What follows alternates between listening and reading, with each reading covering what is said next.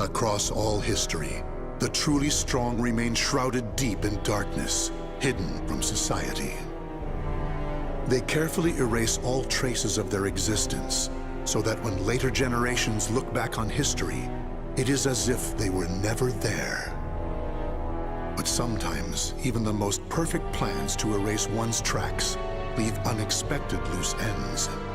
This tome was one of those loose ends, left behind in charred ruins. What secrets lie within?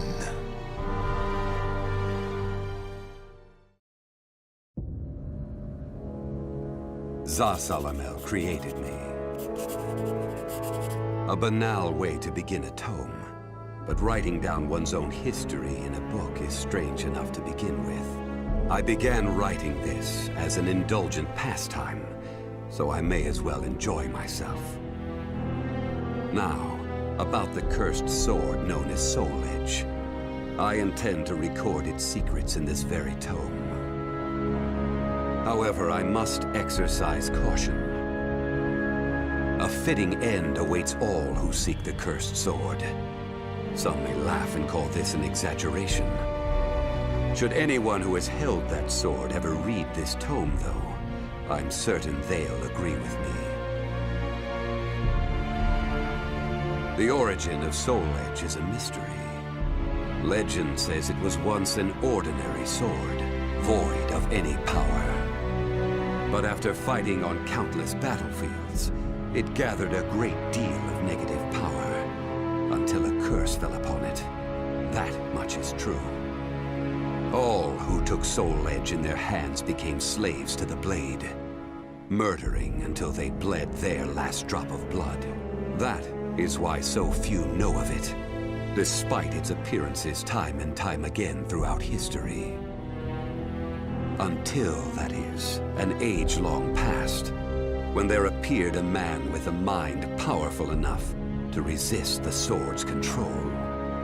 He was known as the Hero King.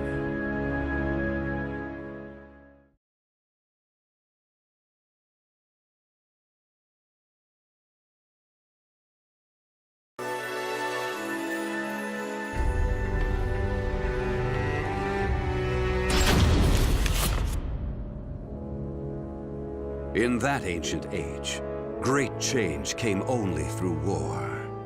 Thus, controlling Souledge meant ruling the world. The Hero King, being the man he was, one could say it was inevitable that he would bring peace to this warring world.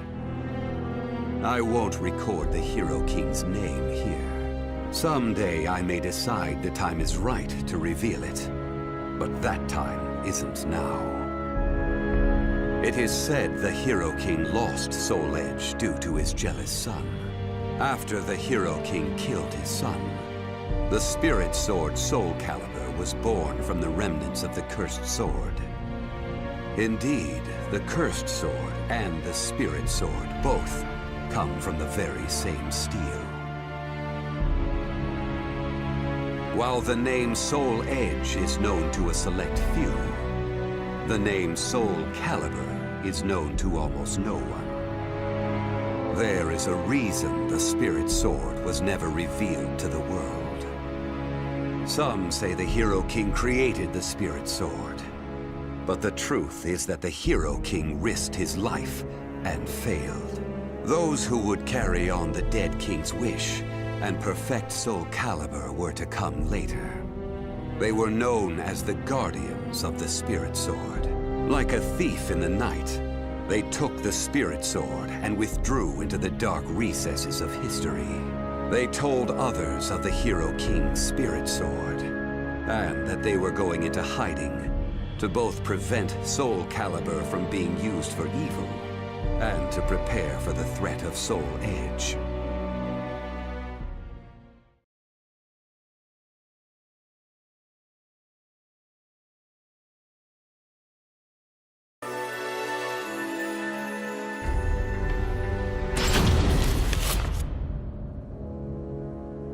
The guardians of the spirit sword only entrust Soulcalibur to a select few. One recent example was a king from medieval Europe. Born in Britain, the king used the Spirit Sword to rule a large swath of Europe. I'm skeptical as to whether the king ever truly existed. But assuming the tales are true, he was somehow connected with the guardians of the Spirit Sword, from whom he received the blade. Also, it would be reasonable to assume the king fought with the one who possessed the cursed sword and won. After the king's death, though, no one knows what happened to the Spirit Sword. Perhaps we should assume it eventually found its way back to the guardians of the Spirit Sword. But it should be noted that their power had dwindled greatly by that time. At the same time, there were those who awaited the second coming of the king. On the eve of the king's passing, a loyal knight set forth to find the Spirit Sword and restore the crown. That was the start of the secret society known as the Aval Organization. They hid themselves well for a considerably long period of time. Not even I learned of their inner workings until quite recently. Sworn to the late king, the Aval Organization sought the Spirit Sword and secretly assassinated all whom they deemed outsiders, those who were aligned with the cursed sword or did harm to humankind. A deeper look, however, reveals there was some unrest hidden below the organization's seemingly unshakable exterior.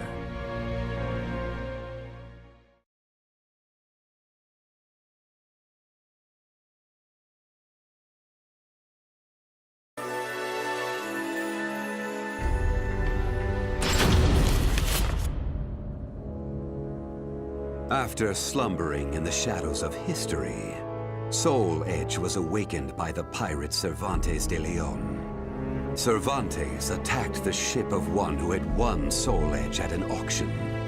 He stole the cursed sword and became its puppet. Souledge changes its form depending on its wielder. When Cervantes took up the cursed sword, it transformed into two blades. And after nearly 30 years of slumber, it caused that terrible catastrophe. Cervantes and the cursed sword were defeated by a female warrior, and one of the blades was destroyed. Shattering without coming in contact with the Spirit Sword was a first for Souledge. Immediately afterwards, the evil seed occurred. The evil within Souledge was unleashed upon the entire world. Why did the evil seed occur? What havoc did it wreak where it landed? Not even I have any way of discerning this. But one thing is certain. Ever since that day, the cursed sword's malfested kin have been swiftly multiplying. What does it mean to be malfested? It's extremely hard to define, for the resulting phenomena are so varied. There are those who undergo monstrous transformations, while others look no different from ordinary humans at first glance. In addition to humans, some animals have experienced transformations as well. Common traits of the malfested include heightened fighting instincts and violent tendencies. Some become beasts, hungry only for slaughter, while others use strategy to entrap powerful foes. But they all slip into towns and cities, seeking blood under the cover of darkness. Sometime after the evil seed, the Azure Knight Nightmare appeared. Rumors said he possessed Souledge, and his string of indiscriminate murder seemed to agree with this. Personally, I was also interested in discovering this knight's true identity. I then received news that the Aval Organization had encountered him and were defeated. It intrigued me that there seemed to be someone in their organization deeply interested in the evil seed.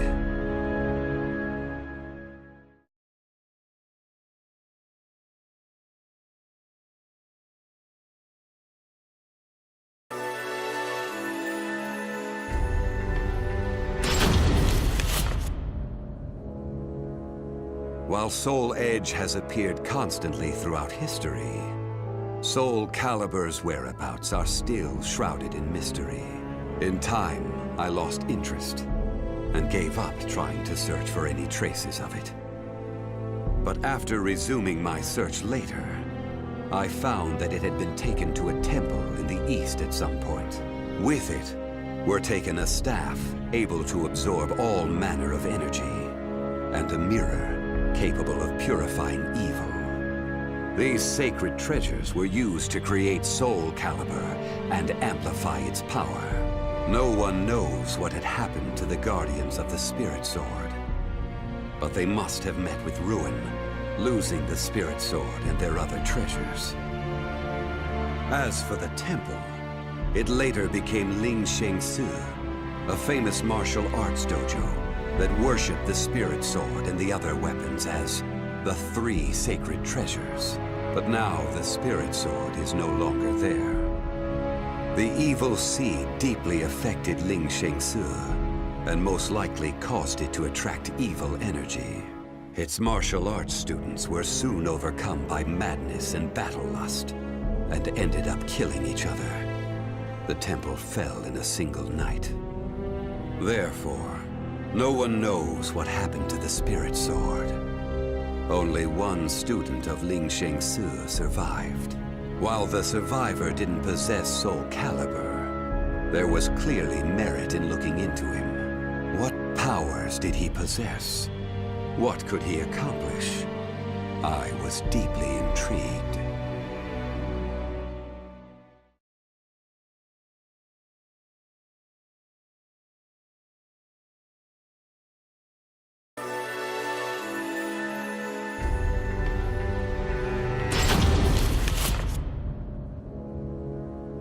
I only started writing this tome as a pastime, but in order to give it a clear perspective, I must reveal my identity. I was once one of the Guardians of the Spirit Sword. The precepts of the Guardians were very strict, one of which stated no Guardian may ever touch Soulcalibur. But in my younger days, I failed to properly suppress my urges. When the others discovered my designs, they broke my arms and banished me. Amid my despair, I searched for a way to survive. What I discovered was the art of reincarnation. After a long period of training, I mastered the secrets contained within this lost wisdom. I reincarnated myself over and over again, and became an entity that could transcend generations. At first, I didn't realize the price I would have to pay for eternal life. For every time I reincarnated, I experienced the pain of death. It felt like my soul was being crushed. It is hard to put such pain and suffering in words. Indeed, I hadn't managed to completely escape death. No matter what one may accomplish in life, death remains inescapable. My bodies have lain in countless graves, but my soul will never rest in peace. So it was that I came to yearn for the final eternal death I could never have. And such desire began to corrupt my everlasting life. Gradually, I began to seek out death itself.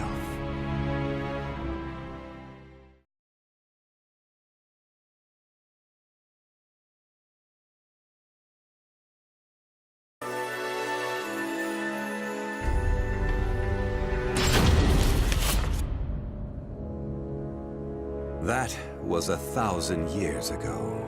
My desire for death was at its peak. That longing for true death led me to even take hold of Souledge. Wisdom, power, battle lust. In those days, I felt I could do anything. But when it was over, I was forced to confront just how prideful I had been. As a puppet of the cursed sword, I kept fighting to my last breath. And for what? I fought in an age of endless war that spanned the world, all to establish a certain dynasty. That is all I'll say on the matter. I've lived as every type of person. Old, young, man, woman. But I've never felt as much joy as when I wielded that power. However, not even the cursed sword could free me from the chains of samsara. And so I died, and was born again into this world.